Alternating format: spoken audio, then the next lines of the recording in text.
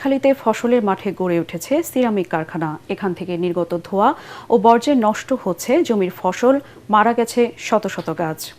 কাগজে কলমে নিজস্ব বর্জ্য ব্যবস্থাপনা থাকলেও তা ব্যবহার করছে না কারখানা কর্তৃপক্ষ, ফলে বিপন্ন হচ্ছে পরিবেশ। ঝিনাইদহ প্রতিনিধি নিজাম জর্দার বাবলুর পাঠানো রিপোর্ট, জানাচ্ছেন আসিফুর রহমান সাগর।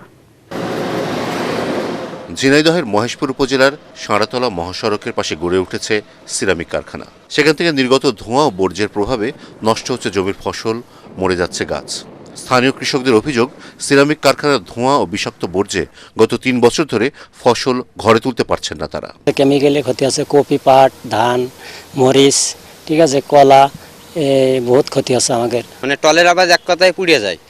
পুড়িয়ে যাওয়ার কারণে আমাদের বহুত ক্ষতি হয়ে যায় আর কি। কলা লাগালি, কলা গাছের ঘাস পোড়া দিলি যেভাবে পুড়িয়ে যায় ওইভাবে পুড়িয়ে যাচ্ছে। কাগজে কলমে কারখানার নিজস্ব বর্জ্য ব্যবস্থাপনা থাকলেও তা কাজে লাগাচ্ছে না মালিকরা। কারখানা ময়লা পানি ও টাইলস তৈরির কাঁচামাল মিশ্রিত বর্জ্য যাচ্ছে খালে। এর প্রভাব পড়ছে পুরো এলাকায়। গাড়ির মধ্যে নেমে ওখানে গাড়ির মধ্যে বসা গন্ধ ঠেলায়।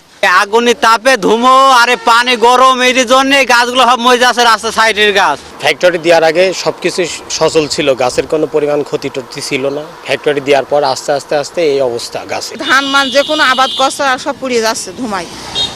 এই ধুমাই নষ্ট হয়ে যাচ্ছে, গাছপালা দেখছে কি অবস্থা। দায়িত্বে নিয়োজিত যারা আছে তাদেরকে এটাকে তদন্ত করে এর প্রতিকার পাওয়া এবং চাষিদের এই প্রতিকারে বাঁচার ব্যবস্থা করা। ফসল হানি রোধে ব্যবস্থা নেওয়ার আশ্বাস স্থানীয় কৃষি বিভাগের।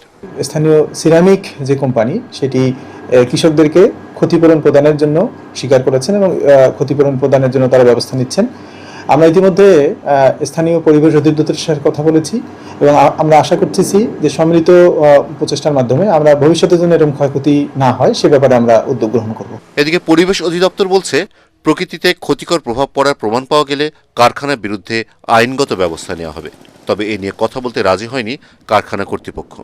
কি ধরনের ক্ষয়ক্ষতি হয়েছে এটা নিরূপণপূর্বক আমরা একটা প্রতিবেদন আমাদের ঊর্ধ্বতন কর্তৃপক্ষকে দিব এবং যদি আমরা কোনো তথ্য প্রমাণ পেয়ে থাকি, ইনশাল্লাহ আমরা নেক্সট ওয়ার্কিং ডেতে আমরা তাদের বিরুদ্ধে আইনগত ব্যবস্থা নেব। পরিবেশ প্রতিবেশ রক্ষায় দ্রুত প্রয়োজনীয় পদক্ষেপ নেওয়ার দাবি এলাকাবাসীর। Bureau report, ATN Bangla.